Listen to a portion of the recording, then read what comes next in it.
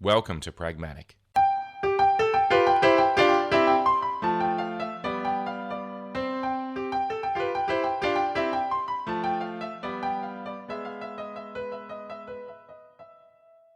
Pragmatic is a show about technology and contemplating the finer details and their practical application. By exploring real world trade offs, we dive into how great ideas can be transformed into products and services that impact our lives. Pragmatic is entirely supported by you, our listeners. If you'd like to support us and keep the show ad free, you can by becoming a premium supporter. Premium support is available via Patreon and through the Apple Podcasts channel subscription. Premium supporters have access to early release, high quality versions of episodes, as well as bonus material from all of our shows not available anywhere else. Just visit engineer.network/pragmatic to learn how you can help this show to continue to be made. Thank you. Before we begin this episode, to celebrate the upcoming 50th episode of Causality, we're reopening the 10 store with shirts and smartphone cases for a limited time, including an all-new Pragmatic t-shirt too. All supporters get 10% off Cotton Bureau items from the store, and there's a very special offer for long-term supporters that would like a free t-shirt. Visit engineer.network/celebrate for more details and keep an eye on Patreon posts for more. I'm your host, John Chidgey, and today I'm joined once again by Vic Hudson. How's it going, Vic? I'm doing well, John. How are you? I'm doing fine, mate. I'm doing fine. Welcome to 2023. It's great to be here. Oh my goodness. Well, I want to talk a bit about the evolution of the Apple Watch in this episode. But before we get to that topic, there are a couple things. Normally, I want to stay focused on one topic in Pragmatic because that's just, part of the thing. But the stuff going on in the land of Twitter that I feel like I just want to just quickly pick your brains about. I know that there's been lots said and done recently, but have you come across the, shall we say, unceremonious termination of some of the third-party clients on Twitter? I have. So has this affected, first of all, were you still using Twitter? Well, as much as I ever did. Well, I'm not as attentive to the social medias as I should be. Oh, well, no, never say that. In terms of like should or could, maybe could be. But honestly, I was still using Tweetbot, both on my desktop and on my mobile devices, my iPad, iPhone, all that sort of stuff. Right. And I, because people would DM me, people would mention me, and I, get the notification, and I go and I respond. And I accepted the fact that you don't get real-time notifications using Tweetbot. There's like a 5-minute delay before you get them. That's fine. I didn't care. It's not about real-time comms. If people wanted real-time communicate with me, I would have given them my iMessage or my phone number. But anyway, but yeah, I went to open it up just to check for that, and lo and behold, it said, "We cannot authenticate." And I'm like, that is most perplexing. How is it that you cannot? How is it that you cannot authenticate, sir? And so I tried my Engineered Network Twitter account, and it gave the same error. And I'm like, this is equally perplexing, doubly so perhaps. Anyway, so knowing that the chief person in charge now is a ruthless businessman, after about approximately, I'd say maybe 60 seconds of being perplexed, I was no longer perplexed, and I'm like, well, it was fun while it lasted. And in air quotes, fun. By that I mean, like, that was it. So I knew it was inevitable. It was going to happen. And this was building for years. And they threatened in the past when they tweaked the APIs. That was, if I remember correctly, that was one of the things that triggered off the whole app.net thing. That is correct. So I kind of knew that this was... However, it should be pointed out that, like, they really disabled a lot of functionality for the APIs, and it's really been lagging behind, the official app and features and stuff for a long time. But most of that stuff that the people using third-party apps didn't want anyway. But these guys, Twitterrific and Tweetbot and all the big players, they were still within the agreement because, like, nobody ever said anything about completely terminating the API. They just put some limits on it. You can only have so many tokens and so many subscribers and blah, blah, blah, blah, blah. And to my knowledge, everybody was still playing within those terms. I think that when this initially happened, There was no word from Twitter for days, and There was not for days until there was one little tweet that said, "We're going to start enforcing our blah, blah, blah." yeah, and that, of course, that tweet, I yeah, I think it's pretty clearly BS that, by enforcing those rules, they weren't breaking those rules. So that's, just BS. But Yeah, I exactly. mean, should we be grateful that they posted anything? Because it really makes no difference in the end. You don't tell people after the fact, oh, I'm sorry, I just shot you in the head, like a week later. Yeah, sorry about that. We're Right. just gonna, like shoot you. Oh, sorry, I wasn't supposed to give you a warning. Maybe that would have been a better thing to Right. do. But in any case, all this does to me is reiterate um, the change of course, the change of direction that Tapbots, for example, have been working on Ivory for Mastodon. Mm-hmm. And whilst I tried desperately several times to get into their beta program, was unsuccessful. I think mainly because of my location in the world, because the servers, when they posted, the propagation delay was such that you Mm-hmm. couldn't you couldn't get it quickly enough. And By the time you could get through, it was full. yes, so I mean, Paul Haddad sent a screen recording just as an animated GIF, Mm-hmm. and he said, "So this just happened," and he was releasing like 1,000 spots, Yep. and then you basically saw a little timer start. You see that, and it ran for something like 11 seconds, and then they were all gone. 1,000 slots, 11 seconds. Yep. So to say that there is a pent up demand for a professionally created, crafted, whatever you want to call it, app from experienced developers that have worked with this sort of a system, Mm-hmm. I think that that's an understatement. There is an enormous demand for it. And I mean no disrespect, of course, to all of the developers that have been developing clients for the Fediverse for years, because there's a Mastodon one that was developed on part of the Mastodon project, but Mm-hmm. it's not the best. Most people don't really like it that much. I've used it from time to time just to have a play, and it's not really that great. I've been using Toot ! Mm-hmm. And I quite enjoy that. It's very whimsical, feels very Apple-y in its whimsiness. I quite enjoy it simply because of that. That plus it works nicely with Pleroma. There's no issues there. Yeah. But I've also been using Metatext, and Metatext has been pretty good as well, even though currently I think it's become less supported of late, less updated. I think there was an update not too terribly long ago for Meditex. Yeah, there was. I think it had been stagnant for a while, and then the influx of people, someone's picked up the project to run with it. That's cool. But all I do, yeah, I think that's what happened. Don't quote me, but I do know that that Ivory, I do know that they are pushing very hard to get something out. In like, I'm not going to say January, but maybe February. They're trying to get something out, even if it's in like a very early like pre-beta build or something for people to buy, because Right. they need income. Well, I suspect that at that point they'll make it free. I'm not so sure.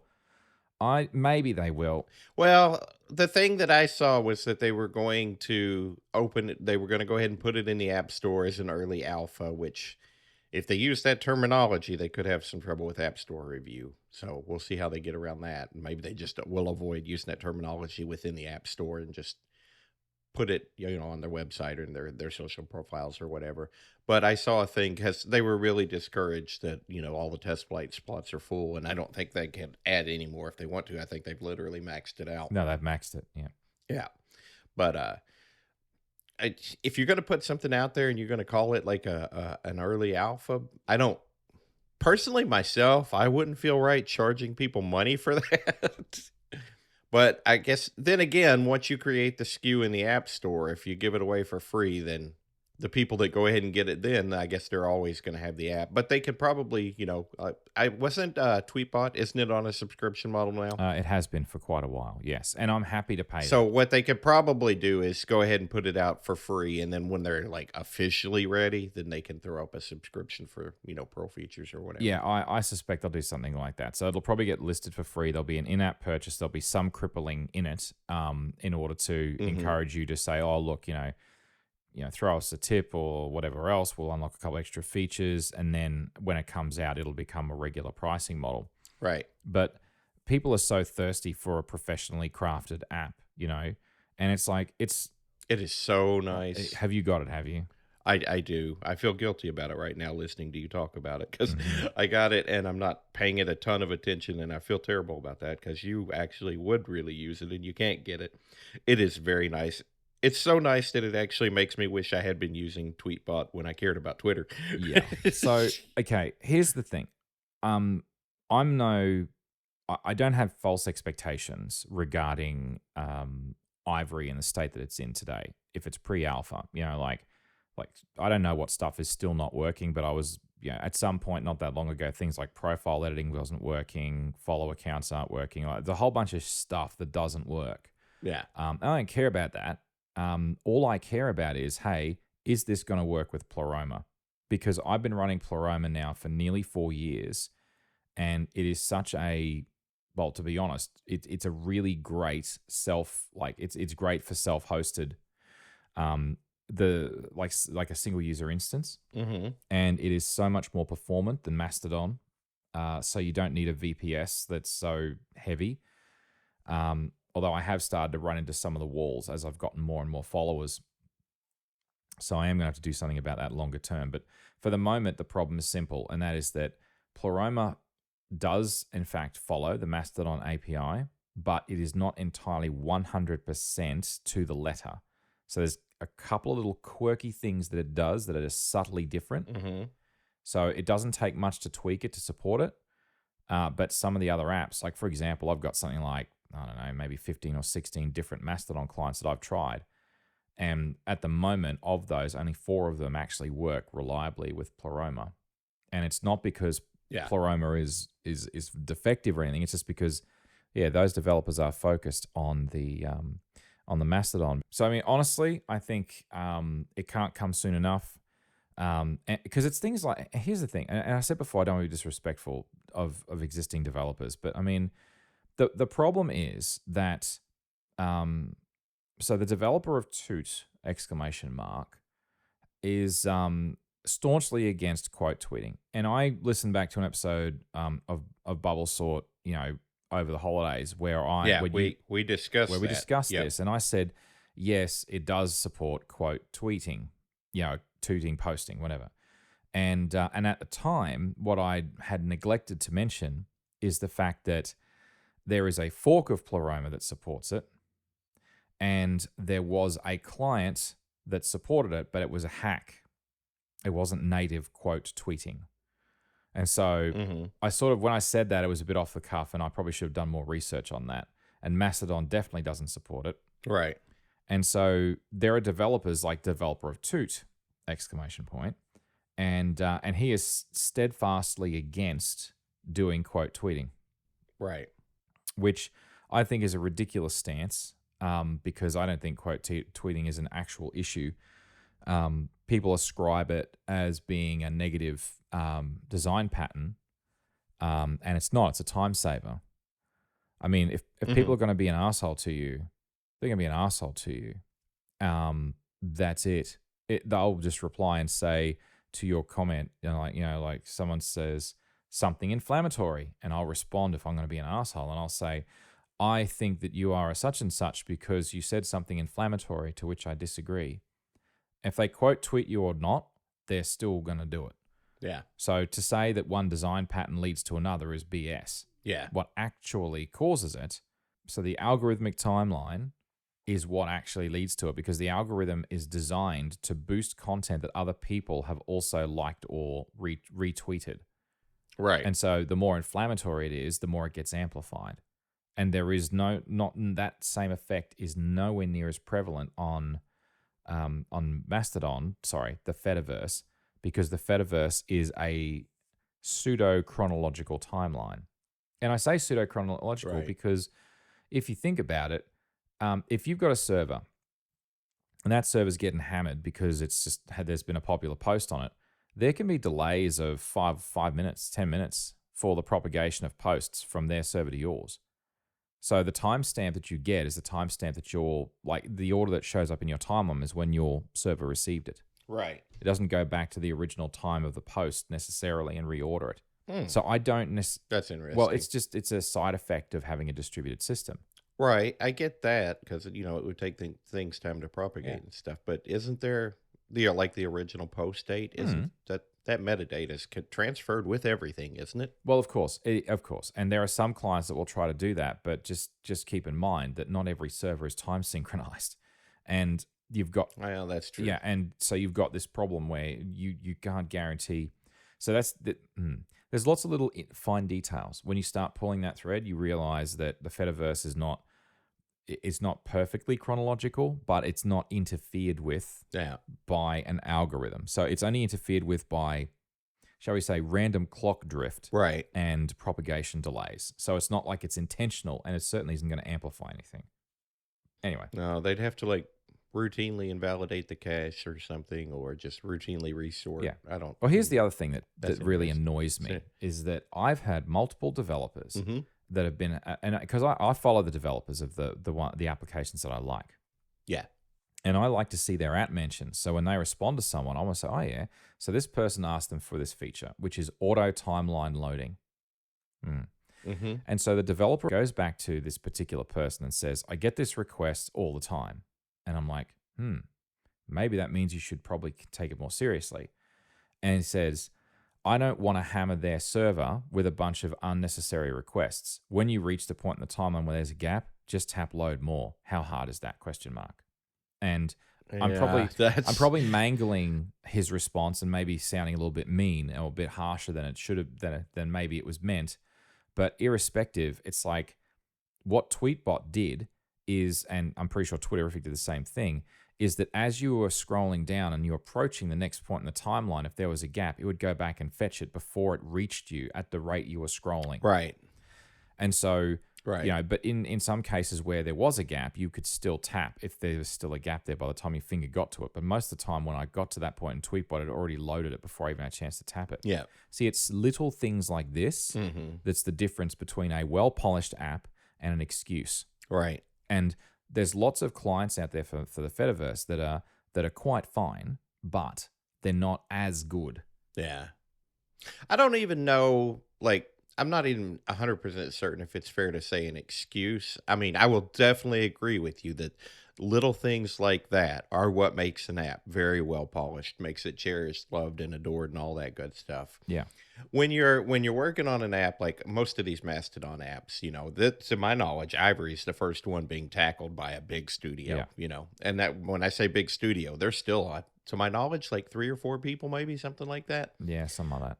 But, a lot of the Mastodon and Fediverse apps to this point, most of them are like a single dude or at best a couple of Exactly. dudes. So exactly. they have to prioritize and judge what they can tackle and stuff. And I mean, it's fair for him to say, why is it such a big deal to have to tap load more? But when users are used to features from the big polished apps, it definitely makes your app look a little bit second rate, which, we all have decisions and trade-offs that we have to make when we're working on these projects. But, sometimes, Mm-hmm. it might be a big hassle for a one-man show to try and implement that feature, but it could really pay off that time spent doing it. Exactly. It's just hard for him. It's just hard for him to justify. I know. And Timeline Sync is the other one that really has pissed me off for years. Like none of the developers will do it, and they're like, "Oh, Yeah. well, the mechanism that was built into Mastodon doesn't really work that reliably, so we're just not going to bother." It's like Tweetbot Right. and Twitterrific both came up with their own independent system for syncing it, and I think they switched over to syncing via iCloud Drive at some point as well. But the point is that these cross-platform apps can't use iCloud Drive. Right. So they'd need a third party system like Tweetmarker, which they don't want to build. So they just said, well, who cares? Right. So it's decisions like that really have annoyed me, and it's like I've waited and I've waited and I've waited. It's not like I haven't had angry blog posts and gone ranting about this all the time. It's something that I've been sitting on for Right. 5 years, and I would have sat on for another 5 years. But then Ivory comes along, Twitter's fallen apart. Well, at least from a tech geek point of view, it's Mhm. falling apart. And honestly, I'm like, thank God someone's actually going to do this. And And it's funny, because some of the developers of the traditional Fediverse apps have actually reacted very negatively to Ivory, because they're sort of like saying, like all this hype for another app. We've been here for years. Yeah. What makes you so Yeah. special? And it's like, do you know what makes them special? It's all the other stuff that you have been refusing to do, Have you used the app? and you had years to do it. So here's the thing, right? I ultimately love Toot ! I used it for probably 3 years. I've paid for, I've thrown tips at it. I've spent a decent amount of money supporting that app because I love it, and I still do, even though I've now switched to Metatext, and there is no such mechanism in Metatext for that. Yeah. I still am very, I'm still very grateful that app exists. I hope it continues to exist. But the truth is that there are better apps coming thanks to Twitter burning, basically. So anyway, Yeah. circling back, the whole third-party client thing, inevitable. It's not surprising to me at all. It's also not surprising to me the way that Twitter went about it, because their new leadership is, look, people going on hating on Elon Musk, right? Mm-hmm. Let's be clear. Elon Musk is a ruthless businessman. Okay, he doesn't care I about. feel like that's kind of generous. Well, he doesn't care about how you feel. He doesn't care about the developers that helped to build Twitter. He's looking at Twitter as it stands today, and he's like, right, this is a business. What's costing me money? These ones here are skirting, ads, so we get no ad revenue from them. Doesn't matter if they're a small drop in the bucket. It's a matter of principle. If you're hitting the API X number of times, you just get cut off. Thanks for coming. It's my platform. If I don't want to share it, I won't. It's that simple. It's a simple business decision. He just does not care. And in the grand scheme of things, geeks need to realize that it actually will not affect Twitter. If you stop using it, it's not going to affect the fortunes of Twitter. Believe me, he'll burn Twitter through different reasons than cutting off the API to third-party clients. Well, that's just going to be one of many logs on the fire that burn Twitter down. Well, that is exactly, yes. Good way of putting it. Yeah. And just another thing I just want to get off my chest while we're on the subject about Elon Musk. Mm-hmm. There are people that are saying, you know what? Oh, I can't drive a Tesla anymore, because Elon Musk is such a, pain in the butt, or I don't like him anymore. Yeah, Marco's been lamenting about wanting to sell his. Marco's not the only one. There's actually quite a few people that I've heard, they're saying, and I follow Tesla forums and so on, and some people saying, no, I just can't deal with this clown anymore. There's other electric cars in the market that'll do as good a job.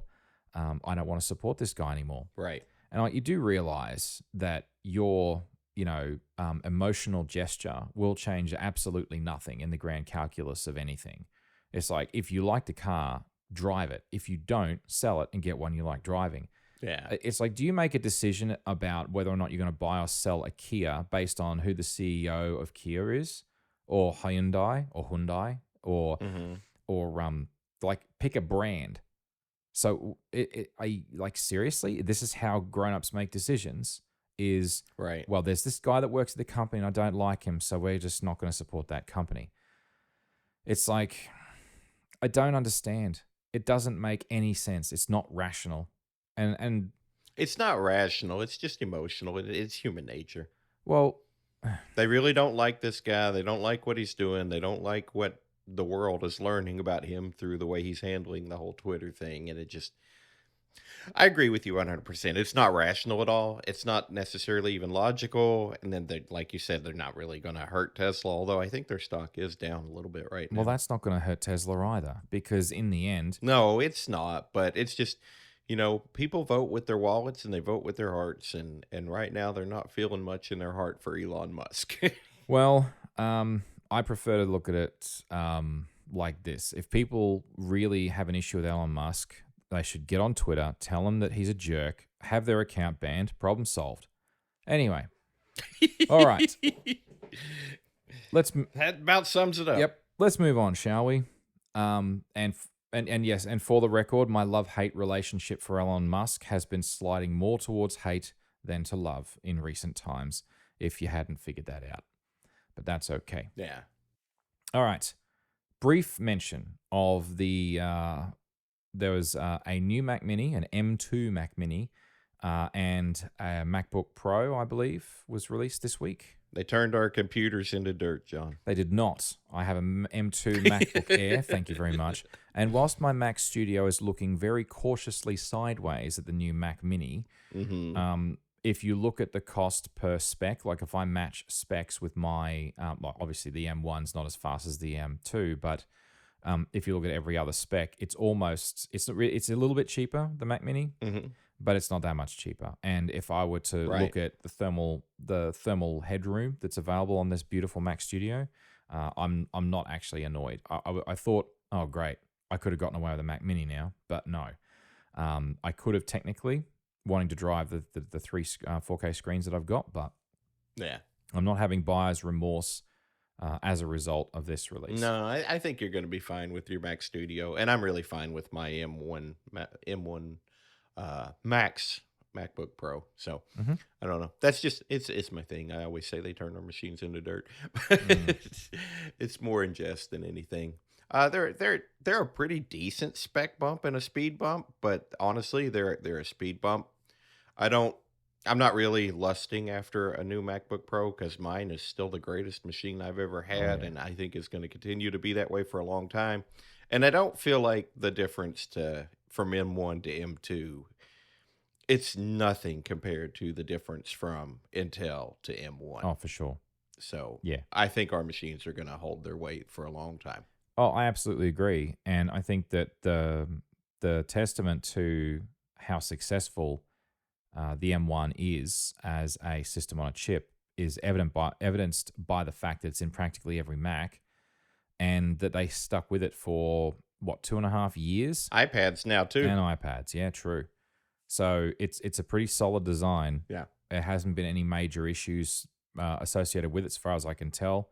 So, I mean, honestly, yeah, no, I agree. I'm not worried. It's more the buyer's remorse sort of thing. Like, you buy a computer and then 6 months later, another one comes out that could have done the same job for less money. And you're like, oh, right. If only I'd waited, blah, blah, blah. Like my lamenting with my trash can Mac Pro, for example. But anyway. Yeah. That's okay. So, yeah, my Mac Studio is perfectly happy. I'm still waiting on that to arrive so I can season it for you. Keep waiting.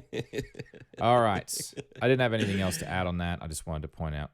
Can we just take a moment to recognize and marvel in awe at the fact that, like, all this M1 and M2 goodness that we have is all due to the iPhone? Had they not spent so many years trying to make that thing extremely powerful and extremely power efficient in a very constrained environment, we may have never gotten these M1 Max and M2 Max. And I just think that, to me, is pretty amazing and remarkable. And it's just, who would have ever thought that, the Mac would be experiencing such a renaissance from work that they did for the iPhone? Yeah, well, that is true. It is a good point.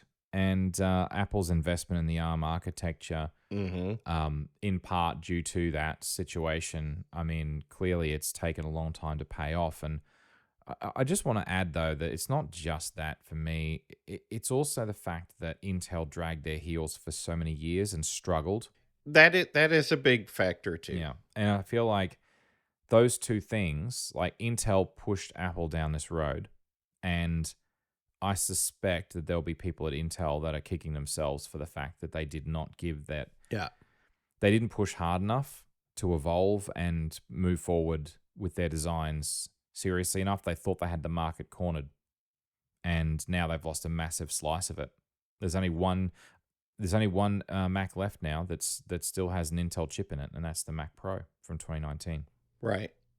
Well, and I think it's a double layered kick in the crotch, because Scott told me a little while back, we were having pretty much the same discussion, and he said that Intel actually at one point owned the technology that ARM was based on, and they didn't think it was going anywhere, so they sold it off.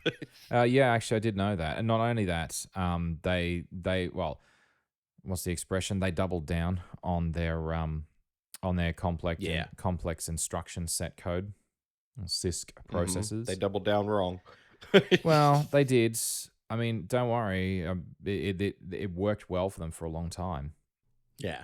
A very long time. And I think another thing that's that ARM is benefiting from is programming languages and development that allows lots of parallel, processing, and getting all of that multi-threaded programming to work cohesively, so you can distribute Right. load across CPUs and so on.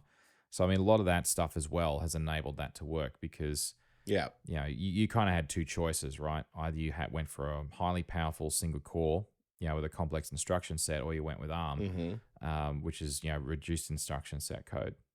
And the thing with RISC processors is that they can do less than a single instruction, but they can execute it very, very quickly. So anyway, Right. swings and roundabouts. And then you throw a bunch of cores in there, and you provide a good mix of efficiency cores and power cores, and Yeah, you can really spread out some workload and make a phenomenal machine. indeed. Although I still wanted the more powerful cores. I want every single one to be super powerful. I don't want these lazy ass boring cores off in the corner there just saying, Yeah, but then they're then efficient. then my MacBook Pro wouldn't have the phenomenal battery life that it That's has. great for your laptop, man. I'm talking about my Mac Studio. It's like, come on, I don't need efficiency cores in this puppy. Come on. Anyhow, all right. It's plugged into the wall, man. Let it run. Exactly. Yes. God, it's a beautiful machine.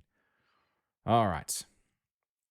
We should probably go on to the main topic at this point, which is about Apple Watches, an Apple Watch evolution. And Okay. this is particularly important to me and to you personally because of our recent purchases, but we'll get to that at the end. Okay. And I realized when I was doing the prep for this episode that I was thinking, look, there's a bunch of different ways that we could slice this, and Mm-hmm. there's lots of specs and details and technical things to dive into. But what I wanted to do was I wanted to stick with what I think are the fundamental, shall we say, steps in the design evolution of the watch. Okay. So, first of all, we've got to do the history lesson because this is pragmatic and that's part of the thing. So, Mm-hmm. our model list over time with dates, All right. and we'll pause for each of them and we'll do hands up as to which of them you or I have owned along the journey. Okay, Okay. just for fun. All Okay. right. Uh-huh. Yeah. That was a close one. Yeah, I know, right? I nearly said it. Okay, so the original Apple Watch, which we came to refer to, some people called it the Beta Watch, some people call it the Series 0. Mhm. In any case, I like this hero. yeah, I like Series 0 better too. 24th of April 2015 was when that was released. So I'm going to put my hand up and say I had a Series 0. It was a aluminium version. It was not a stainless steel. I'm pretty sure you had one. Oh, 42 millimeter too. I'm gonna see your had a Series 0, and I'm going to raise you to still have that Series Oh, 0. God. Does that thing even still? Although, well, the face is currently popped off of it due to battery swelling. Oh man, I'm pretty sure Clay replaced a battery in one once himself, did. and I wanna get with him one day and find out where he got his battery. Probably iFix it, I would imagine. Yeah, probably. But I think I want to fix it just to keep it in operational order. Okay. I love that watch. So what kind of watch is it? It's just the space gray black aluminum one, Okay. sport Yeah, watch. so it's a sport as well. So it's aluminium as well, and it was Mhm. 44 millimeters, 42 millimeters. Sorry, Yeah, that was the large Yeah. size at the time. it was the large size at the time. All right. Yeah. Moving on. So they did a bizarro thing, which they've never done since, but I still don't understand why they did it. But they released both the Series 1 and a Series 2 on the same day, which was the 16th of September in 2016. So it was about a year and a half, not quite later. And yeah, so they released two watches at the same time. And the Series 1 was, Hmm. shall we say, cheaper and had less, if I remember correctly. I'm trying to remember exactly where it was slightly deficient. But in any case, I got, It had the same system on the chip, Yeah. so it got the speed boost of the Series 2, but it did not have, I think, the GPS and stuff like that integrated into it that the Series 2 brought. yeah, it was something like that. I've blocked it out of my memory because I bought the Series 2. Mhm. So, and when I got my Series 2, that was when I decided, yep, I'm doing stainless. So I got myself a stainless steel Series 2 Apple Watch. and Mm, it was beautiful. I loved it. yeah. Did you get a 1 or a 2? I sat out on the series 1 and 2. I was still just rocking my 0. Nice. All right, Series 3 was about a year later on the 22nd of September 2017, which I, once again, like an idiot, oh, wow, this has got cellular in it now, I think, if I remember correctly. The Series 3. Yeah. Yes, that is the one that brought Mhm. cellular. So I got that one with cellular, and I promptly sold my Series 2 to help pay the price difference because it was only a year old. So I actually got a reasonable amount of money for it. Mhm. And did you have a Series 3? I did get a Series 3, and that was the start of my multi-watch lifestyle. I hung on to my 0 and used it as for a while the Series 3 was charging. Mhm. I also bought the cellular model because I thought that was going to be a pretty big game changer. Mhm. Cool. And I had no regrets. I really enjoyed it. I still have that watch. Wow. No, I don't have that watch. My son has that Oh, watch. okay. Fair enough. It's still in service, but I don't have it in my possession. Very good. All right. So the Series 4 came out on the 21st of September, 2018. I did not Mhm. actually get a Series 4. I actually hung on to my Series 3 because at that point I figured I'm not doing this 2 years in a row. I just can't justify it. Right. I think you also skipped Series 4, didn't you? I did skip the Series 4, All yes. right. So then we move on to the Series 5. So I did Mhm. briefly own a Series 5 watch. That was on the 20 September 2019 that was released. So I briefly owned one, but there was a financial situation and I needed money quickly, so I had to sell it. And I went without a watch for, well, probably about 9 months, 8 months, 9 months. Yeah, pretty rough time for me personally. I'm so sorry. No, it was tragic, but it was fine. I mean, it wasn't that old, so I actually got most of my money back. So it wasn't like I lost a lot of money on it. But yeah, sometimes things happen in life and you got to make sacrifices. And that was one that I made. This is true. It was the right call at the time. Did you get a Series 5? Mm-hmm. I did get a Series 5. Mm-hmm. That was the, if I'm not mistaken, no, the Series 4 was the one that made the screen slightly bigger, wasn't I it? believe so. Yes, we're going to get to that in a minute. Yeah. Yep. Yeah. But I sat out the Series 4 because, like you said, doing these every year is just a lot of people do it. Good on them. I'm happy for them. I can't personally justify buying a new watch every single year. So I set out the Series 4, but I did upgrade to the Series 5, and that watch is actually still in service. That's my secondary watch that I use while my current watch is charging. Cool. And it's still a really good watch. I honestly didn't have any complaints about that watch or its performance until I got my current watch, and then it made it dirt. Oh, dear. All right. Okay, so the next year, 18th of September 2020. So now we are into COVID because, of course, everything has to be measured against where we were in the COVID pandemic, which technically, by the way, as of time of recording, is still technically not over, but never mind that. Series 6 and SE, or the first generation SE anyway, were released that year. And at that point, I invested in one of those, and that was that was the 44 millimeter. Again, stainless steel because I am a creature of habit.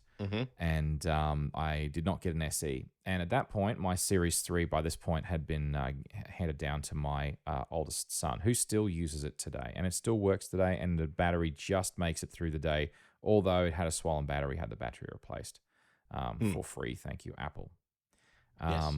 So did you end up getting a 6 or an SE? I did not. I sat out the 6. All right. Very good. If I remember correctly, it wasn't a very significant upgrade from the 5, and I think I was just perfectly content with the 5. And like I said, I wasn't going to buy one every year. Yes, exactly. Very good.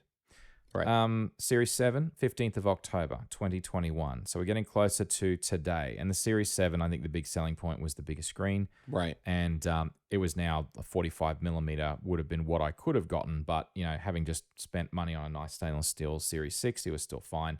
I let that one be. Did you? Yeah. I actually passed on the Series 7. I was very tempted by the 7, and I really liked the looks of the 7, and I really wanted that display, because that had the edge to edge and the fancy designed watch faces to really show off that curve around the bezel. And Yeah. it was really nice, but I was also at that time, I was going through laptops like they were going out of style because I bought the first generation 16-inch laptop, and then they put out the M1 laptops, and that made mine dirt. And so I traded in. My money was tied up in laptops. Let's just say Mm, that. So I sat out the for 7. sure. All right, so finally we are at current day, which is Series 8, the SE, second edition, and the Ultra. And that was the 16th of September, 2022, thereabouts. Yes. So that's where we are today. Now, we're going to stop what we bought there just for a second. Okay. So one of the things that all of these watches have more or less in common, every single release, there was a sport-like model that had aluminium as the case material Mm-hmm. and had ion glass for the watch face.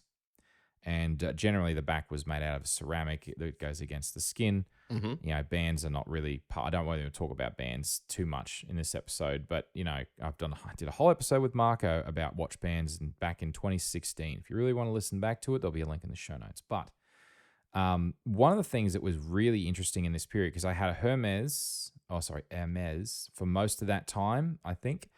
And then like they've had like the SE is really effectively like a sport. Nike is effectively a sport. Mm-hmm. The stainless steel has always been the super posh version, but then they had this other one called the Edition. Mm-hmm.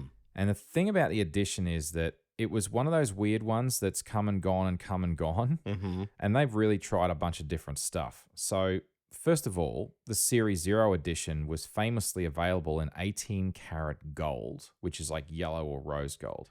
I believe it also had an 18K price tag, It- if I'm not mistaken. It did, yes. So I kind of wonder what the battery warranty on that was when you spent 18 large on a watch. But anyhow, Oh man, could you imagine having that thing in the face popping off of it due to oh, swelling? man, you'd be pissed, wouldn't you? You'd be like, wow. I think that was, well, honestly, people can talk about butterfly keyboards all they want to, but I think that this was like the gold edition watch. I think was the epitome and the peak of Johnny Ive excess. Yeah, just a bit. I mean, Yeah. they looked beautiful in the renders. I never saw one in the real world. Mhm. And no, Me neither. and I think they only sold like 2,500 globally. I'm surprised they sold Right. that many. But in any case, the Series 2 replaced the gold with a white ceramic, which when I when I saw the photos, and I saw one in the store as well, actually, it wasn't quite a pure white, and it was like a bit of an off-white ceramic, Yeah. which frankly I didn't actually like the look of. I thought it looked, I thought it looked kind of sharp. yeah, it was glossy, yeah, but I Yeah. just for some reason it just didn't strike me as being like, it didn't feel or look like that. I was gonna say edition-y, like Yeah. posh. Like if I'm Yeah. paying, Well, and it also it brought the price down. I think the edition came in at 1,100 when they went to ceramic. Is that right? something like that. It was a few $100s more than the stainless steel, so it wasn't too much more. It made it more affordable, but at the same time, I'm Right. like, I preferred the look of the stainless steel, which is why I never got one, because I could have stretched and got one if I wanted to, but I chose not to. They did add the grey in the ceramic though, in the Series 3, and then something strange happened. They didn't release one with the Series 4. Mm-hmm. So everyone's like, oh no, the edition's gone. And Apple's like, no, just kidding. In Series 5, they brought it back, but it was made out of the white ceramic only, and titanium this time. Yeah. So if I remember correctly, titanium was the first, the edition was the first titanium that they tried in a watch. I think so. Yeah. I think you were correct. Yeah. And it's always been available in titanium in either a natural titanium finish or a space black finish. And they did the same thing for the 6 and the 7. And then they did another Series 4 trick. So that for the Series 8 year, there is no longer an edition watch. Mm. And I think this time it might be permanent. Yeah. So let's just go through like the I think that the edition got supplanted by the Ultra. well, sure. And we'll talk That's about that. my personal opinion. Yep, I know I would agree with that. So, but I'll tell you why in a minute. So looking at the different materials that they've used for building Apple Watches over the years, they had gold. It was very brief and very expensive and very much a waste of time.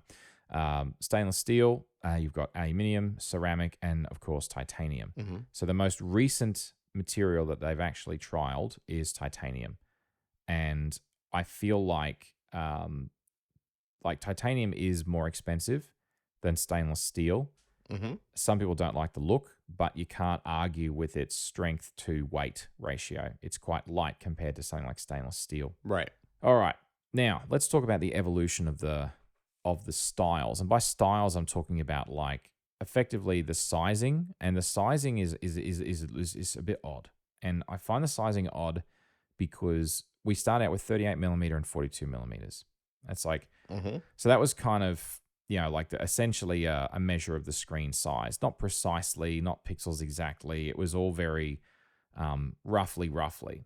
And of course, the funny part of it all is that irrespective of what they do with the screen, thankfully, they kept the lug sizes the same. So if you bought a 42 millimeter or large size watch Mm-hmm. band, that band will still fit in a Apple Watch Ultra, despite the fact that the Ultra clocks in at 49 millimeters. So, Yeah. and I think that's fantastic because I actually do That is fantastic. Yeah, I actually do have watch bands that I got from my original watch that are still in the house. Right. And I think every step along the way, a lot of people, such as yourself, that had invested in those collections, every year when it's Apple Watch time, everybody's just waiting to see that they finally change that lug size. Yep. In their case, their band collection's useless now. Mm-hmm. But Yeah. Uncharacteristically in Apple fashion, they actually have kept that consistent, and it's continued on. Exactly. And you're right. You hold your breath at the keynote, and even after the keynote, if it's not obvious, you're still holding your breath a little bit. Like, oh, please don't obsolete my watch bands, because I've got a problem with watch bands, which has not improved, which we'll get to. Oh boy. I know. All right.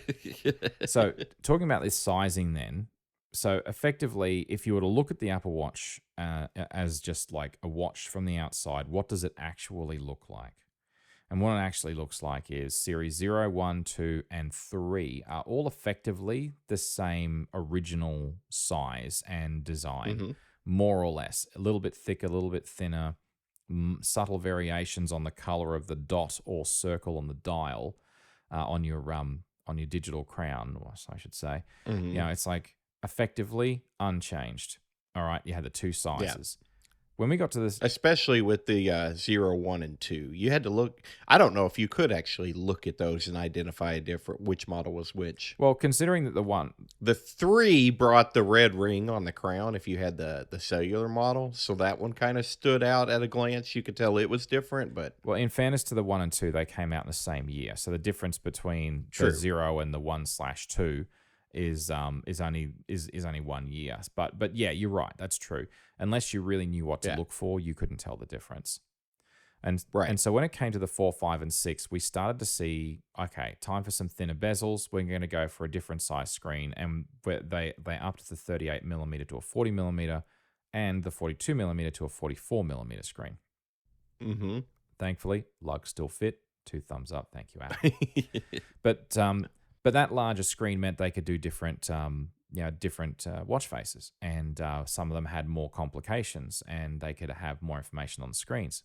So that was good. Mm-hmm. And then we go to the 7 and 8. And at that point, they went to a larger screen again and bumped it up another millimeter. So the 40 millimeter became 41, and the 44 millimeter became 45. Mm-hmm. And then, of course, came the Ultra, which is a larger screen again, and we'll get to the percentages in a second. And it is now 49 millimeters, which is a much bigger jump. Mm-hmm. And it is a big chunky watch, or chonky, as my kids prefer to call it. Chonky? Chonky. Yeah, it's like chunky, but with an O. I don't actually understand why, but they just say, yeah, Dad, that watch is chonky. I'm like, yeah. Totes, amazeballs, or I don't even know what it's supposed to be saying anymore. Yes, my children, I agree with your slang. It is good, and I am now old. Okay. Yes, I was getting ready to say you're aging yourself out here, John. Yeah, totally, 100%. Yeah, it's funny actually. It's a bit of a sidetrack. I was in a meeting late last year, and we had some young digital software developers in the room. Like, we're talking like early 20s or whatever. Whippersnappers, yeah, whatever else. And I said to the other older engineers in the room or whatever, I said, yeah, we got a yeet, and the guy said, yeah, let's go. Mm-hmm. And then the older people look at me saying, what did you just say? And I looked at the young guy across the room and I was saying, pick the guy that's got teenage kids. And the guy said, I knew what you meant. I said, I know you know, but the older ones don't know. Anyway, so yeah, hanging out with my teenage sons has prepared me for the whippersnapper generation. There you go. After that, I'm screwed though. In 10 years, I will have no idea once again. Okay, moving on. Or rather back. That's okay. They won't anymore either. Yeah, true. That's right. My then 30-year-old son will say, Dad, these young kids, they talk strange. I'll be like, yeah, they certainly do, son. It is most troublesome. Anyhow, moving on. All right. Another little statistic that I wanted to dig up, and I only say this because I find it to be interesting insofar as how much space do you need on an Apple Watch? You know, like for storage. Mm-hmm. I mean, I know there's the RAM thing, but I'm more interested in the solid state storage because I like putting my podcasts on there. I like having music that I don't have to stream. Pop in the AirPods, go and do some mowing around the yard, use the mowing meter app, have a great time. You know what I mean? Oh boy. And you see, you got this solid state storage on your watch. And I thought, you know, I know that now it's 32 gig, but I thought it'd been a 32 gig for a few years. So I dug through the history, and what I didn't realize is that the Series 0, 1, 2, and 3 all had 8 gig of storage, except the LTE model, which I remember had 16 gig. Yeah. They then kept 16 gig for the Series 4, and then from 5 onwards, it's always been 32 gig, even the Ultra. Mm-hmm. So I feel like they've kind of settled on that amount. I suspect the reason that they did is partly because of the OS updates. And I think people are putting, you know, I was going to say more apps, but bigger apps perhaps on the watch. But some of that storage is clearly for, I don't, hang on, let me rephrase that. I don't know how long it's going to be before they go to 64 gig of storage on the watch, but it feels to me like that seems to be their happy spot. Because, I mean, Series 5 to now, they seem comfortable at 32. Yeah. Yeah. I mean, it's been 3 years, 3.5 roughly. They've been doing that now. So maybe they'll bump it next time, maybe the time after, but it's, anyway, but I find these days I don't run out of space. So I go and before I go and, you know, do mowing or go for a run or whatever, which is okay. Mowing is more likely than me going for a run, just saying, but still, you know, I'll load it up with like 4 or 5 episodes of whatever I'm listening to, and it's never an issue. There's always plenty of space, which is fine. So anyway, so about battery life. So I know that this has been a tenuous thing, but even though the battery has increased in size, and that's partly because the screens have gotten bigger, brighter, and have more battery drain, and there's always on to contend with as well, but they still target an 18-hour so-called all-day battery life. Just want to message Apple, if you're listening, all day is 24 hours, okay? That's 24 hours is an all-day battery life, okay? 18 hours is not all day, okay? I'm still alive in that intervening 6 hours. I mean, I may be asleep, but hey, at least we hope I'm asleep.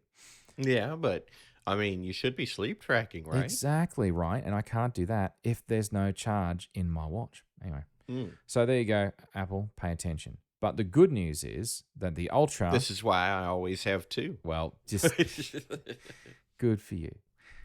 So at this point in time, the Ultra is now officially double that. So that's standard without any power saving trickery or anything like that. Mm-hmm. I typically see more than double that. Yes, indeed. All right. So a few more figures.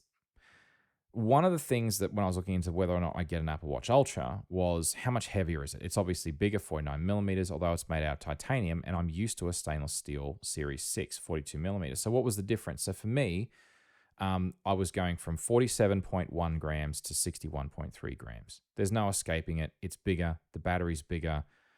It's just a bigger watch. So yeah, it's not surprising it weighs about an extra. That's for an extra 14.2 grams. So fine, okay. It's heavier. That is so true. And you can feel that when you're wearing it. That's for sure.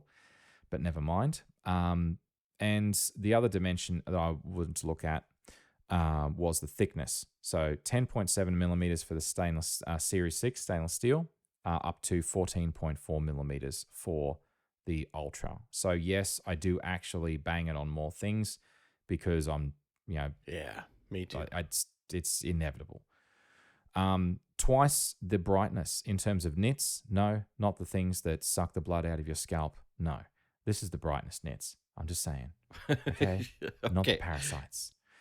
Hey, I've got 4 kids, man. I'm acquainted with nits. What can I tell you? But yes, thankfully the kids have learned. Don't share hats at school, kids. That's right. Anyhow, There you I go. know it's good words of advice. All right. You're making my head I, itch. one of the great things about having no hair is that you don't have to worry about nits. Anyway, all right. Screen. So the screen itself is this is now the Ultra to the Series 8 comparison, because I thought, let's compare, like, if you got a Series 8, would you get Series 8 or would you get Ultra? Okay. So, and all this is going somewhere, just, trust me. So 410 Okay. by 502 pixels versus 396 by 484 pixels. So it turns out the Ultra has 7.4% more pixels. Okay, that's great. Than the Series 8. 7 more percent. 7.4%. More pixels. Yeah, which is, and they're much brighter pixels too, so that should count for double. But anyway, whatever. They're glorious. They are glorious indeed. The thing that's interesting, though, is if you look at the percentages, and I realize that we're talking about, like if you count pixels and then you look at the square millimeter display area, it tells the other piece of the story. So yes, it has more pixels, but are they bigger or smaller pixels? So an 1185 square millimeter display on the Ultra versus an 1143 square millimeter on the Series 8. So that is only 3.6% bigger. So all in all, it's got more pixels, but in a slightly smaller area or higher pixel density, which therefore a smaller pixel size. It's only very slight. So it therefore should be ever so marginally sharper. So it's brighter, sharper, and more pixels than the Series 8. Right. As I said before, doubling the battery life, 18 to 36 hours. And if you go into super low power mode, which is not interesting to me personally, but you can get 60 hours. Have not actually achieved that. I haven't tried it either. No. I don't. That's not really interesting to me either. No. I mean, doesn't it turn off and disable many of the things that make the watch worth having? And I can routinely push this thing to 46 hours. I mean, no, not routinely. That's not the right word. On occasion, I will push this thing to 46 hours. Probably maybe once a week, if that often. But sometimes it's just nice to know that if I don't feel like being bothered to charge it, I can just wait another day and charge it tomorrow night instead. And like I said, I usually routinely when that on those events, those occurrences, I can push it to about 46 hours, and it's honestly still got usually somewhere around 10 or 15% left. But I need time to charge it before I go to bed, so because can't get that third day out of it. No. But Yeah. it's a total game changer in the watch. Oh, definitely. It puts it into a completely different class. Yeah. In terms of what Apple's provided for, I don't know, since 2015. The next thing, though, about the Ultra, and this is now all things that the Ultra's got that the Series 8 doesn't, and what makes it a different watch. So this is an interesting one that I want to dig into a little bit more technically on. Not too much, but a little bit. So they mentioned that it also supports L5 GPS, as well as the standard L1 GPS that's available on all the other watches. So it also has, the usual like GLONASS, Galileo, QZSS, and Beidou, which is if I remember correctly, is the Chinese one. So all these different global positioning systems from different countries, different, constellations and so on and so forth. But L5 is interesting because L5 is considered to be one of the next generation what do they call it? Modernized GPS. So a little bit of interesting information. So L1, L2, L5. Don't know what happened to 3 and 4. Okay. L1 operates at 1575.42 megahertz, which is a wavelength of 190 millimeters. So that's the existing original GPS that the US military launched like 20, 30 years ago. They call L1 CA, or course acquisition. At least that's the bit that's available to us mere mortals, the public that are non-military. Right. So course acquisition also has things like, GPS clock and all that sort of stuff. So it's all like atomic clock, and you can derive clock, signal from and everything. And the accuracy on that is pretty good. But what the watch does is the same kind of trick as the phone does. Is it'll do so-called assisted GPS. So it'll get a rough fix on your location based on cell towers or Wi-Fi towers, what have you, or Wi-Fi Mm-hmm. modems that are known, and it'll then correlate down to a more accurate reading based on that. Mm-hmm. One of the problems with 190 millimeter wavelengths, well, I mean anything that's measured around the around the 150 millimeter or getting up to that sort of a size in terms of wavelength, is it doesn't travel very well through solid objects. Yeah. So the longer the wavelength or the lower the frequency, because V equals F lambda, means that you're going to get far better transmissibility through things like, well, office buildings. So if you're going and trying to find someone with a standard L1 GPS that's in a busy built up area, they're Mm-hmm. probably not going to see too many satellites, and you're not going to get very much signal through the building. So you need an open area to be found, which is not always practical. Well, and you don't even have to be inside the building. You could be like Oh yeah. in the valley between a street with skyscrapers on each side, and down on the street level, you're not getting a lot either. Exactly right. And I've been in that situation all the time when you're in downtown. It's like Mm-hmm. my wife will sort of like say, "Oh, I was just seeing where you were on Find My Friends," and it turns out you're in the middle of the Brisbane River. And I'm just like, "Well, I can assure you that I am not in the middle of the Brisbane River." But that's the problem, is that it Just can't. felt like a swim. Yeah. As much as I love Brisbane, have you seen the Brisbane River? It's tidal, and it ain't. I have It not. is a little bit on the murky side, shall we say? Anyhow, that's fine. Right. So L2, it's also relatively new, but it has a frequency of 1,227.6 megahertz, or just I don't know why they want to refer things in megahertz. It's most people just call it 1.2 gigs for 1.2 gigahertz. But anyway, 244 millimeter wavelength. So getting better. L5 is the lowest frequency and hence largest bandwidth yet. That's 1,176.5 megahertz. That's got a 255 millimeter wavelength. So that's significantly more. That's something like, what is that, 65 millimeters of additional wavelength, which means Right. it's going to transmit just that much better in urban environments. But it's not just that. It's also it uses its quadrature data. It's for over the carrier, and it's a CDMA signal. Yeah, so carrier division multiple access, which means it uses a combination of code division, usually using a series of so you got Walsh codes and a whole bunch of other different codes. That what they do is they'll actually encode it such that each of those signals is unique. You do cross correlation to pull out the signal you're looking for, blah, blah, blah. Mm-hmm. Technology has been around for a long time. Again, developed by the military and refined by Qualcomm and patented by Qualcomm in the public space, which they've pretty much owned anything that has anything to do with that for quite a while and made them very rich. Which is a shame, really, because I don't really like Qualcomm as a company, but that's probably just my Nortel rage from 25 years ago still showing through. But never mind. It's fine.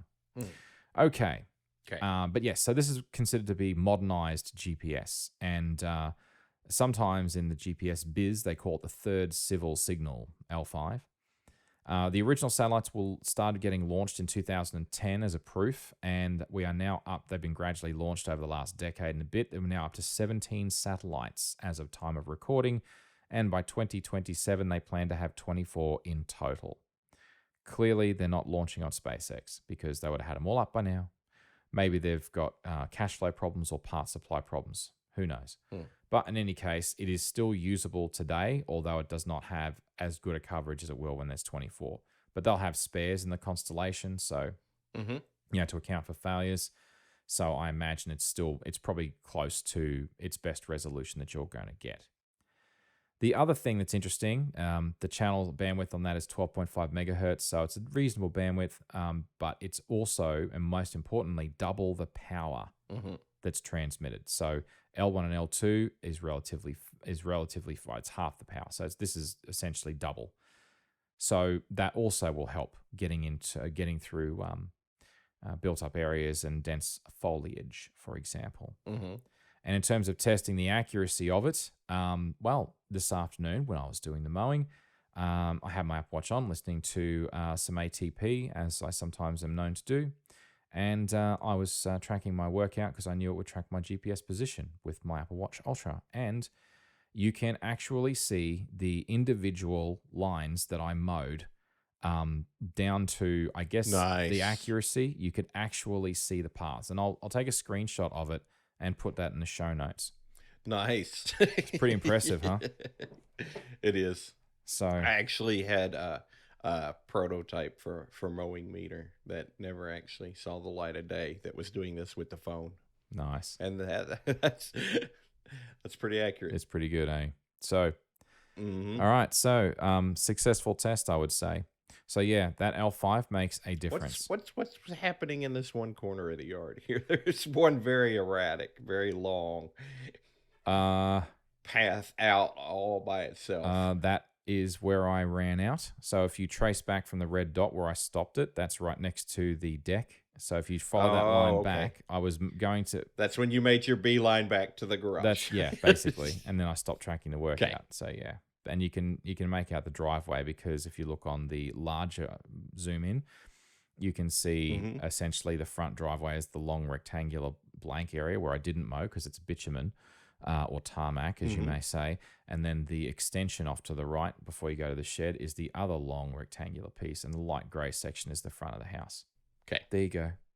All right. Nice. I thought so. All right. So the other thing. Can even see where you were moving at a good clip and where you were kind of dragging along. Yep, I know. The dragging parts are usually where I'm turning the mower, right? Mhm. Anyway, because it's a push mower, okay? Because none of this ride-on stuff. Well, anymore. interestingly, you had a lot more spunk at the start. Yes, indeed.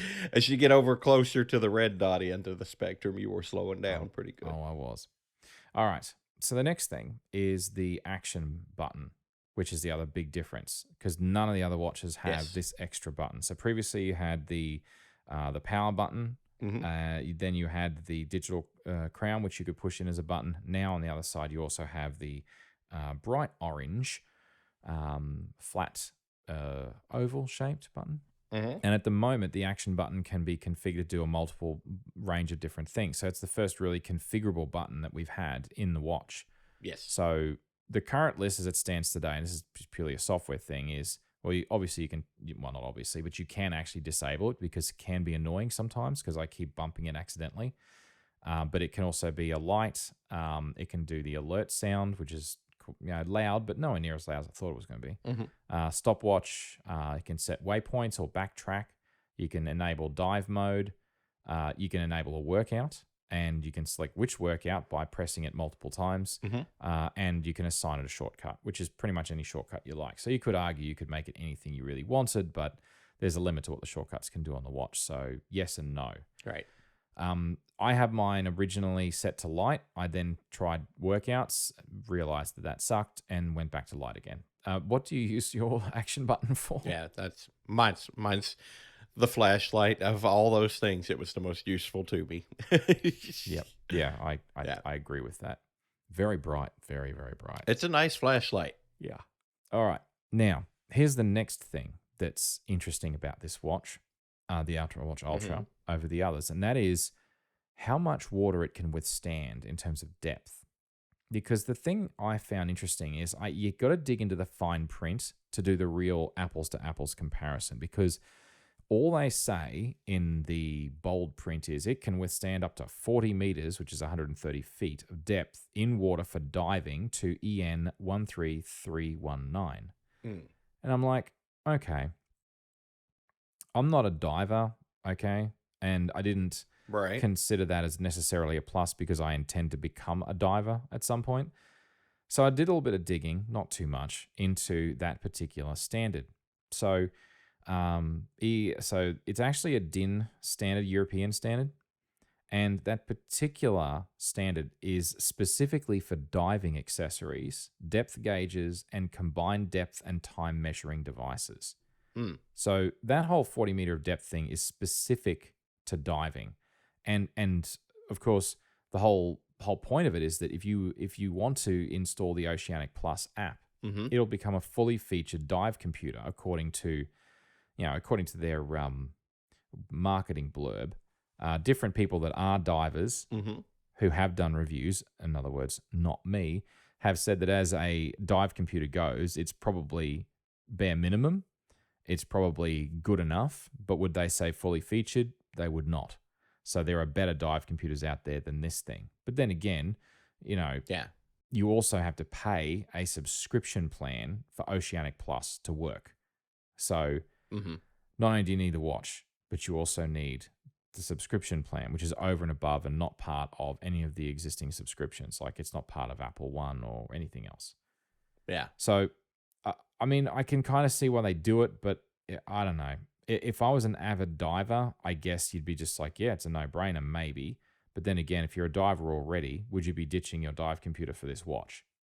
Probably not. Right. But anyway, it's interesting. So I was saying, sorry, I'm getting sidetracked. Well, for somebody that might recreationally dive, like once a year they take a diving vacation or something, I think it'd probably be suitable. But if you're like a quote diver, you probably want a little more. Yeah, truth. Anyway, so I got a little bit sidetracked there on the whole dive computer thing. I thought that was rather interesting because if you look at the fine print, the true apples for apples comparison isn't the 40-meter depth, because if you look at the Series 8, the Series 8 says, oh, this is good down to 50 meters. And you're like, hang on a minute. You're telling me that the Series 8 can do 50 meters and the Ultra can only do 40? And it's like, oh, no, it's a different standard. So it's 50 meters to ISO standard 22810 from 2010. Yeah. Now, this particular standard has nothing to do with diving at all. It's actually a watch-specific standard. So it actually is a standard for measuring the water resistance of a watch. So in other words, it's a horology standard. It's not a... Right. It's not... Yeah, but it is an international standard, so I guess there's that. It's not just European. It's how long it's going to survive if dropped in the bottom of a pool, right? Yeah, exactly. And so if you dig through the fine print of the Ultra, so the Series 8, good to 50 meters ISO, 22810. The Ultra is good to double that, 100 meters. So, yeah. Nice. So if the far more likely circumstance is that for some reason that is unexplained, I will accidentally drop it in the ocean at a depth of up to 100 meters. And then somehow, without diving, I will recover said watch from the bottom and it will be fine. So that is the only use case I can think of where that will be an advantage. Okay. So probably never. I'd be interested in seeing how you pull off that recovery. I would have to employ someone to do it for me. I don't know. And I know so much about diving, I can't even tell you the safest depth a human could dive. You'd think I would have researched that, but I don't intend to drop my watch whilst I'm out over the ocean, over that water that deep. Even though I have been on a cruise, I did not dangle my watch over the side for inexplicable reasons and can't imagine why I would. And frankly, the only way the watch is going to get to the bottom if it's attached to me while I sink to the bottom, which is something I'm also trying to avoid. Yes. Moving on, I think. I don't think you're going to wear. I don't think this thing's quite good enough to take you down to find Rose's diamond. No, indeed, it isn't. Good Titanic reference. Okay. Moving on. Yes. Okay. The Ultra also, unlike the others, has dual speakers. They are 40% louder than the Series 8. So they are actually quite loud. Yeah, it's pretty loud. Yes. Yeah. So all the previous models, as far as I can tell, only had a single speaker. And I know there was more than one hole, but they were still driven by a single speaker. But here's the real game changer for me in this particular watch. You may think all this other stuff up now is really awesome, and surely that's enough to get it. I have tried making phone calls on my Apple Watches over the years. I thought it was cool, a little bit Dick Tracy, you know what I mean? Like super, super cool. And being out and about and making a call on your watch when you don't have your phone anywhere near you. I even tried working, if you remember, many years ago, I went phoneless. I did an episode about it, in fact. I do recall that. Yeah. And when I was making phone calls, I tried using the speaker that was in because it was a Series 3 at the time. It has a single microphone. And I tried making calls. And even in quiet environments, it was horrifically bad. And so it was essentially, you know what, it works if you've got it paired to AirPods. That was usable. Right. But any other way, it was unusable. Slightest bit of wind. Yeah, they can't hear you. You can't hear them. It was just an all-around bad experience. It was a horrible experience. And so slightest bit of wind and like I speak to my wife a lot when I'm making phone calls. Hers is my unsurprisingly my most commonly called number for obvious reasons. Hmm. And it's like, well, I would call her on my watch from time to time. And one of her triggers is wind noise. There's something about wind noise for her. It's kind of like Hmm.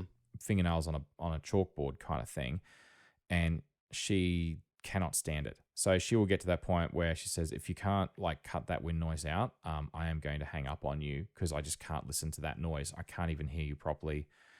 And anyhow, all right. Yeah. And so this particular Apple Watch, the Apple Watch Ultra, has 3 microphones, and they use beamforming techniques, but they also specifically have wind noise mitigation. Mm.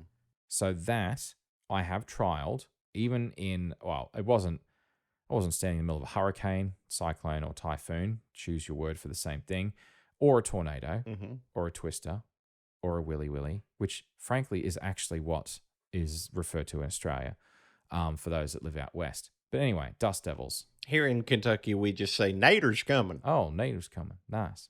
Well, very good. Nader's coming. Very good, Vic. So, an excessive amount of wind was not blowing when I did this test, but I can confirm that even though the wind was blowing and in an older watch it would have had wind noise, there was nothing on the Ultra, according to the listener. Nice. So, it is transformative when you are outside and trying to make a call. You can actually hear the other person and they can actually hear you. And when I asked this particular person, admittedly, it was not my wife because I don't think my wife would survive me testing that. I had to test it with someone else first to make sure it was safe before I tried it with Good, my wife. good call. So, yeah. Good call. Yeah, I know, right? It's, been with someone for 20 years. You get to know these things, when to push and when to not. Anyhow, it's fine. Sometimes they are your go-to guinea pig. Sometimes not so much. Sometimes your life is worth more than that. So yes, indeed. Yes. Okay, so the other person basically said it literally sounded like I was talking on my iPhone. It was that good. So I'm blown away by that particular feature. So anyway, Mm-hmm. so all of this is to say, I believe that if you look at the Apple Watch from a design perspective, and I said, what are its goals as a watch? Mm-hmm. The goals that it's had up until the Ultra have been, it's a very consistent form factor. It looks very much the same. Every single version from the Series 0 up to the Series 8, they all are quite obviously, clearly the same design, the same rounded square when you look at it front on, the same flat screen but glass curvature around the edge. Maybe that curvature varied and how close and thick or thin the bezel was has varied, but by external appearances, it was very difficult to tell the difference between them from any reasonable distance. And it was a design language. So the Ultra's design language is fundamentally different because Mm-hmm. it holds some of that shape, but it's got a crown guard and it also has a raised titanium edge around the screen. So the screen's actually encased in that edge, that raised edge of titanium to protect the screen. Mm-hmm. And it gives it a much more prominent look. It is very chonky, as my kids like to say, and it is quite clearly not a traditional Apple Watch. Not even close. You would look at this and you would think it was done by a different manufacturer if you didn't know it was an Apple Watch. You would say looks like a Samsung or a whatever else, right? I don't know if I go that far. Well, maybe not a Samsung, but you know what I mean? It's definitely not an Apple Watch, right? But when you look at this thing, Mm-hmm. I believe that this is the first in a fork for the Apple Watch, Mm-hmm. which I hope is a design that they're going to continue with because I think it's great. I think it is yeah. I agree. And so the other thing that they've done with the Ultra is they've given it all of these additional features that make it far more useful out in the real world. And you don't have to be hiking to use a lot of them, you know? It's like they picture the Ultra with people doing like moderate sports all the way up to extreme sports. Like, oh yeah, when you're on a 2-day long hike. And I'm like, I can make phone calls just out in the backyard Mm-hmm. that are now possible on this watch that were previously not possible. I'm not going to go on a 2-day hike. I'm not that fit for one thing, and I'm not that crazy for another thing. Mm-hmm. Well, my hat's off to people that do really multi-day hiking. That's commitment, respect. But I'm not doing that. Thank you very much. Mm-hmm. Anyhow, point is, you don't have to be doing those extreme sports to get use out of all of those sorts of features. I don't have to be a diver to feel a sense of comfort in knowing that if my watch does fall to the bottom of a very deep pool, or the ocean down to not too bad of a depth, it could be there for a week and I could still recover it and it'd be fine. Right. Like that kind of waterproofness gives you that waterproofness. Oh my goodness, water resistance, Mm-hmm. and water protection at depth gives you that confidence. So, Yes. and all in all, I see it as being the most transformative Apple Watch since the Series Zero was released. I think it's more transformative than any other version that's ever been released. I would agree, and I'll actually double down on it and say that, to me, when I look at this watch, I look at it and I think, the Apple Watch has finally arrived. Yeah, I think the problem with the original Apple Watch, and I mean, okay, I know that Tim Cook has said publicly that the Apple Watch was a product that they weren't entirely sure where it was going to go. Mm-hmm. But when they saw how much people were using it more for fitness than for sharing heartbeats and stuff like that, they're like, let's do some more fitness related stuff and see where this goes. Mm-hmm. And then when they saw how much so many people were using it for health and fitness tracking, they're like, right, this is what this is. Yeah. But then again, you look at the gold Apple Watch. You look at the ceramic Apple Watch, and then you look at the Hermes watch, which I think its days are numbered, by the way, in my opinion, because of this line of thinking. Yeah. It's like the idea of having a luxury version of the watch, and even the stainless steel version, which I've loved so much to date, and I still love. I think it's a beautiful design. But the truth is that that's not what people are using these watches for. Right. Well, I think they're having a hard time letting go of the idea that they can make it, the health tracking device that it is, and they still really, really want it to be fashionably respected in the real watch world. And I think that they're hopefully slowly but surely learning that they're not going to really, it's not a competitor in that space. The people that are interested in that space are interested in the watches that inhabit that space. They're not interested in the Apple Watch. Yeah. It's a very, very nice, very practical utility item, but it is not a luxury fashion item. No. And I guess my problem when I was debating if I hung on to my Series 6, which, by the way, I still have for the moment, I am looking to sell it. Multi-watch lifestyle for the win. Oh. Nah, I don't think so. I'm struggling with, like, if I can't get a decent amount of money for it, do I just hang on to it and make it a hand-me-down for my kids? Because I did that with the Series 3, and that's been very helpful. Yeah. So I am thinking about, if I can't sell it, I probably will just hand me down, but I don't think I can justify going to a 2-watch lifestyle. I did actually try it for a week, and I found myself just not using it. Mm-hmm. So, because it's like I can quickly charge the Ultra and wear it overnight for sleep tracking. And it's actually... Mine is my Series 5 is worn for like the hour or whatever it takes, to charge the Ultra, and that's about it. Yeah, for sure. I mean, I will admit, wearing the Ultra for sleep tracking, I have actually clocked myself in the side of my face with it, and it did wake me up because it was quite a sharp edge on it relative to what I was used to. Ouch. Just the once. But I've only used it for sleep tracking like 4 or 5 times in the last month that I've had it. So I got mine in mid-December, quite literally the 16th of December. So I've only had it just over a month at time of recording. Yeah. And when I bought it, I got the medium to large size black gray trail loop. Mm-hmm. And I knew it was the one I wanted. It was, of course, not initially available for a few months when it first came out.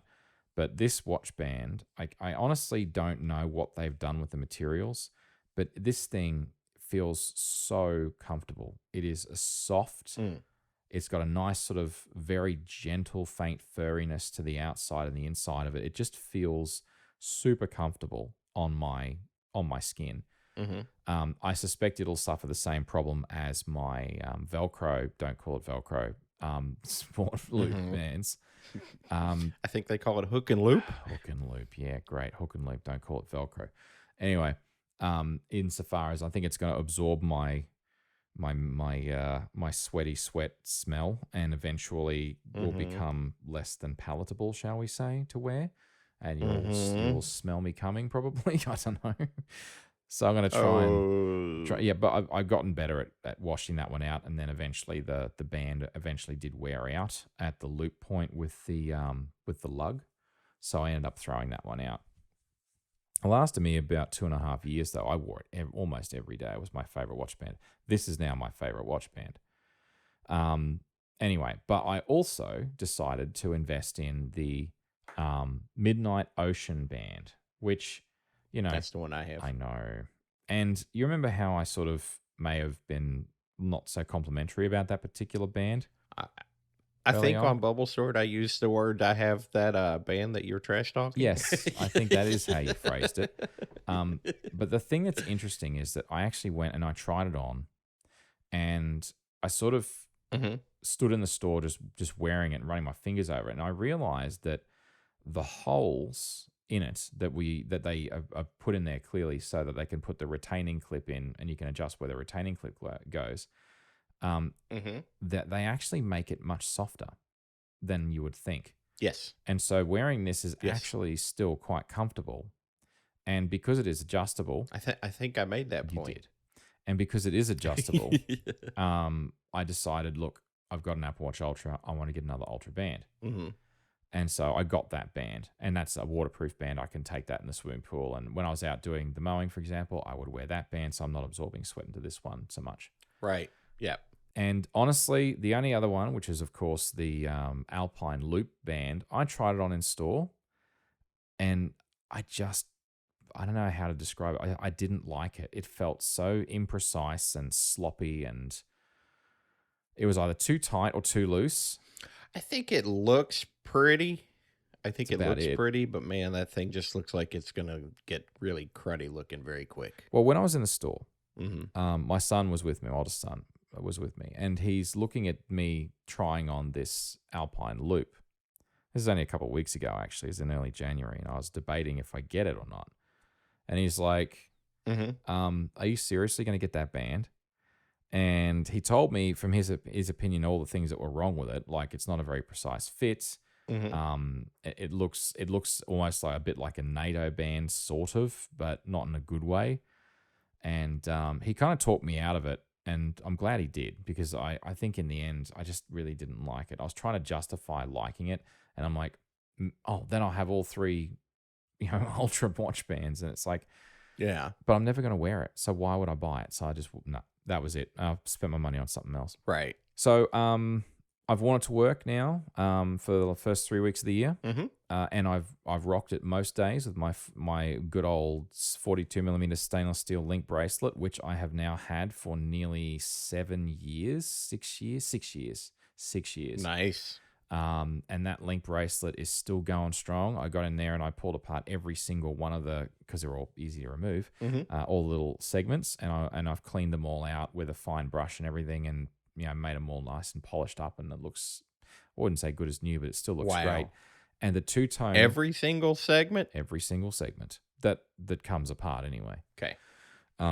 But the one thing that's interesting about it is that you can tell the difference between the titanium, which is obviously a brushed natural titanium, and the stainless steel. Mm-hmm. But because the stainless steel has been, like scratched and marked up a bit, it's not as shiny as it was when I first got it. Mm-hmm. And so that actually works a bit. It's less obvious.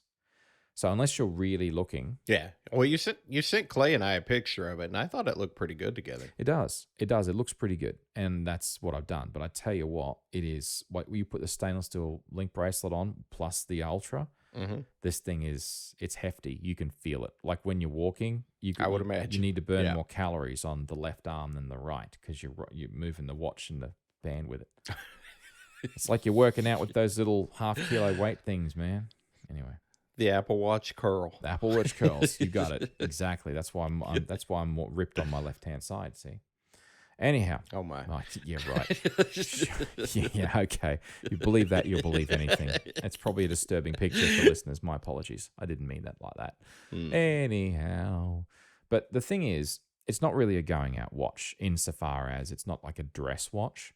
Like the old one, you could put on a nice watch face and a nice I band. don't know. I And, think it looks pretty nice. well, I think it's a little bit too big and sporty to really pass as a dress watch. But having said that, I'm just an engineer that works in an office building. I'm not wearing a suit. I'm not wearing, like a collar and tie. Yeah.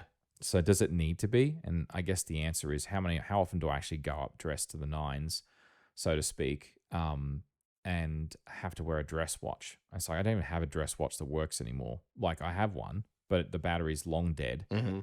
And I have been lusting after a Longines, Grand Master Collection watch, but that's a $3,500 proposition, and I've got 10,000 other things that are more useful that I need before that. So it's going to be a while. So you know what I mean? It's like, what do I need a dress watch for? And so, I've just come to get used to this thing quite quickly, and its advantages far outweigh the fact that it doesn't look like it's probably 2 or 3% less dressy, and that's it. That's the only downside of this thing. Everything else is a plus side. So, tell me about yours. Did you just apply a number percentage to its dressiness? I totally did, and I have no numeric. Hey, all right, look, it's midnight my time. I love you, man. It is midnight my time. Thank you very much. All right. So, yeah, I did apply a percentage that I pulled completely out of my butt to describe this Okay. dressiness of something. Sure. I was just wondering what the scale The was. scale there. is from 1 to, I don't know. It's a random number. Okay. I don't know. All right. So tell me a bit about yours and your wearing experience. So you've just got the Midnight Ocean band, same as me. Mm-hmm. Yep. I just the one that it came with in my true fashion. I don't. Scott says I'm boring. I don't. I wouldn't mind to have a few different bands, but honestly, I would see the changing and fiddling with swapping them out and stuff as more of a nuisance than anything. I think. I like the Midnight Ocean band. I've been a fan of it since I got it. It's the nicest fluoroelastomer band that I've ever had. Yep. So I'm pretty happy and content with it. I think it looks nice on the watch, so I'm just rocking that. I may get. There was a couple of bands that I looked at and considered getting. We talked about them on Bubble Sword. I may get one day, but for now, I think I'm just content with this the way it is. I got mine back in September when it was still pretty new. Not brand spanking new, but still pretty new. Yeah. I more or less just, I didn't want to order it and have to wait for it, so I just kind of watched the Apple Store, the local Apple Store, like a hawk through the Apple Store app just to see when they might have it in stock and I could, buy it for a curbside pickup or whatever. And that's what I ended up doing. But I really love having this watch. It's the nicest watch I've had, ever. Cause like I'm not a nice watch person, but it's definitely the nicest Apple Watch and just the nicest watch in general that I've ever had. I really enjoy it. Need to log a few more workouts for Clay than I have been, but I really enjoy it. I like the nice large screen size, which is really helpful since I don't wear my reading glasses quite as often as I should. And honestly, I think it's time that those graduate from reading glasses to just regular bifocals or something anyway. So the extra display resolution's a little bit nice. Scales things up bigger, easier to see. I've actually grown pretty fond of the flashlight on the button on the side. Yeah. Although a couple of times you got to be careful because I think that this particular watch, it's easier to accidentally call 911 than on previous models. That is true. It is, yeah. And that has happened to me twice, I'm ashamed to admit. Oh, right. And I just hang it up real quick as soon as it starts and hope that I haven't caused a problem or that somebody that actually needed to make a real call didn't get through in that few seconds. I don't know. I feel really bad about it. But it's just, I don't know, something about it's easier. And I think it's because the chunkiness and like when you go to push that action button, your natural instinct is to brace the other side with your other finger, And I think that's how it happens. But I like the bigger crown.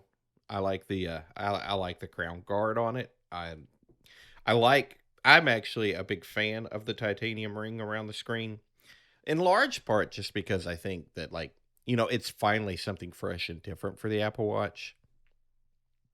They've made some subtle differences that you highlighted throughout its iterative life cycle, but I think it's just nice to finally have something new. And I've gotten pretty used to the size and the weight. I'm not wearing a stainless steel band or anything, so it's pretty manageable for me. I wouldn't say I'm doing the Apple Watch curl or anything, but Hmm. And do you realize? I'm just really pleased And with do you it. realize you just previously in the last minute called it chonky? So there you go. A word's catching on already. It's in your brain now. Uh, there you go. Yeah, we're starting a trend. We are. Kind of chonky, Damn straight. So what? but I really like it. Yeah, I love this thing. Having said that, I can understand why people will not get it. If you want to truly, Yeah, it does. It makes me sad that it's the most expensive model because yeah, I know. I think a lot of people would really enjoy, the benefits that come from the Ultra. And I will say this, if you're already looking at stainless anyway, definitely consider stepping up to the Ultra because you're not looking at a big price gap there. No, definitely not. Yeah. There is one downside with my band collection that I found since having the Ultra though, and the problem is that What's that? any of the solo loops that have stretched a bit with time, um, they really aren't standing up to the extra weight. It's like they flop around on my wrist too much, and particularly bad is my woven nylon solo loop. So Mm, originally I had a size 6 band. It was nice and yeah. tight, and it was pretty good. I wore it for nearly a year and a half thereabouts, and it gradually stretched to probably close to a 6.5 or maybe even a 7. And Yeah. it was getting a little bit loosish on my wrist, on with the Series 6 on it. But when I put up the extra weight, the extra 14 grams or whatever it is of the Ultra, and it just flopped around everywhere. It was unwearable. Yeah, you really do. You want to keep this watch kind of snug because it will walk all over your wrist if you don't. Yeah, the other one, the Fluoro Elastomer, the white size 6 solo loop, which hasn't stretched. I don't wear it, Hmm. didn't wear it anywhere near as much. Um, it actually has the opposite problem, because the lug positioning is such that it just feels that little bit tighter. And so it was already tight, and now it's just that little bit tighter. Hmm. And that was one of the reasons why I wanted to get the Ocean Band, is because it is adjustable. So with the Ultra, I've sort of turned my back on the solo loops. I feel like one is now a little bit too loose, and then the other one is simply just a little bit too tight. So that was an interesting find. But look, hey, it's fine. I do have my stainless steel link bracelet. I can add and remove links. It fits perfectly. And even if it Hmm. gets a little bit loose, if I lose weight, or hopefully not gain weight, but I can always add or remove links from that, and I have still got spares, so I can do that easily. Which is another reason I love that band.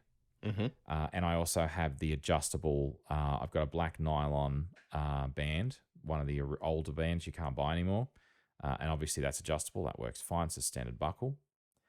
So, all the other bands are fine. But yeah, the solo loop experiment, I think, is more or less over. But that's okay.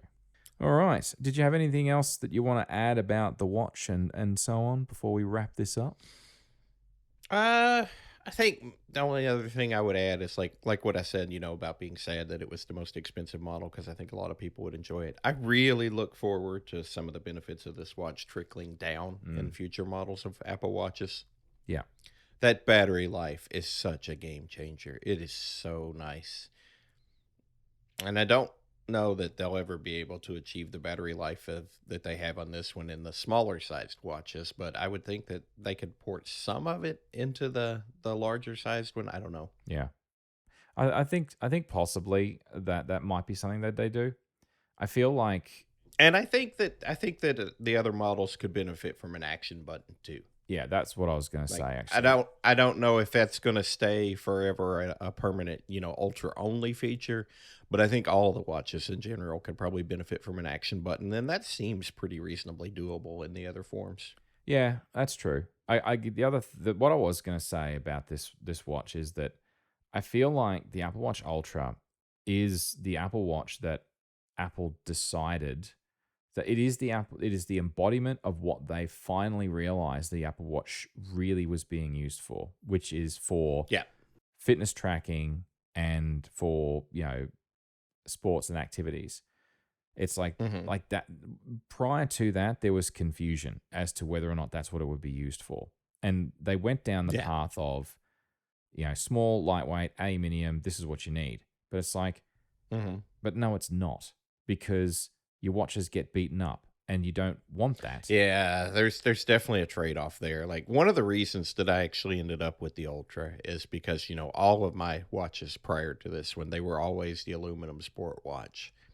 And honestly, I never really dinged up the aluminum too badly, but man, the crystal, the glass, Yeah, it always took a beating, and I'm tired of the microfine scratches and stuff. So I was already kind of leaning towards stainless steel anyway, just because I wanted to get the sapphire display that would hopefully be more scratch resistant.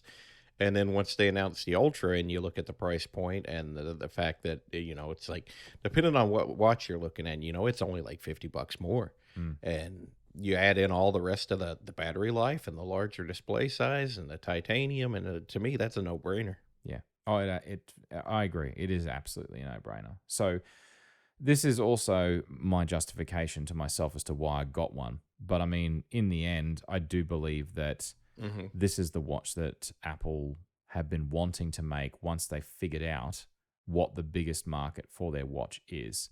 Yeah. And ultimately, a lot of people seem to agree, because I'm seeing more and more of these out in the wild.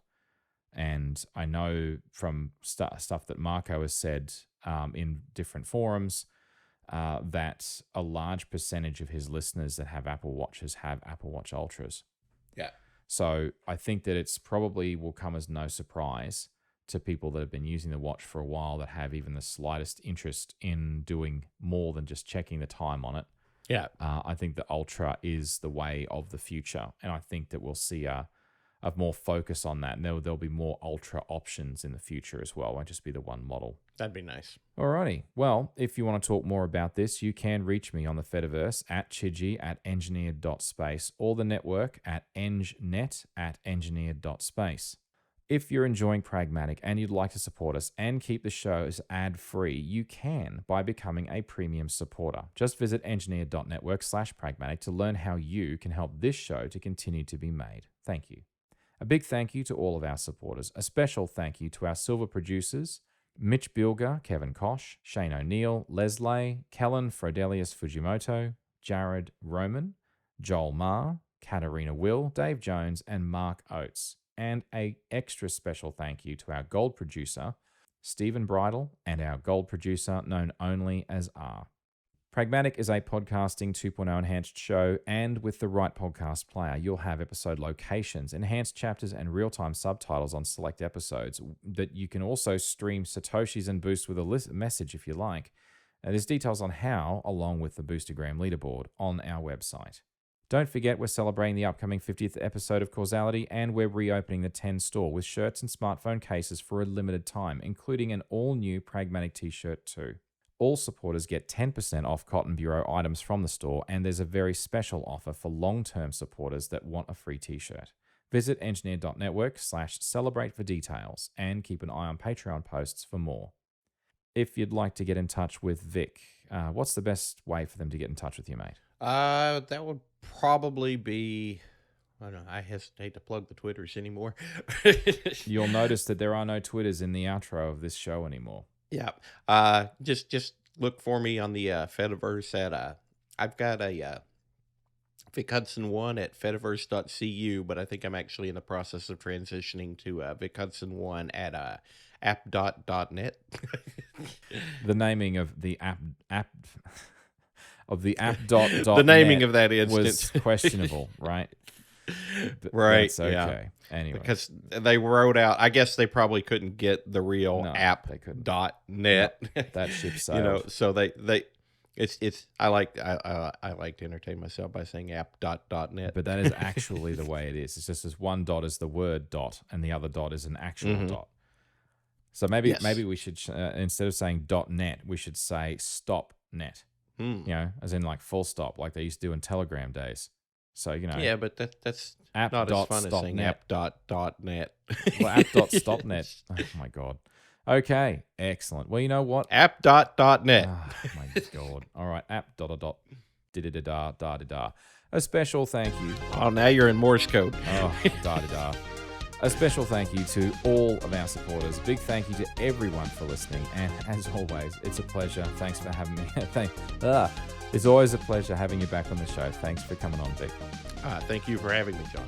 It's always a pleasure. And it is midnight my time. But there you go.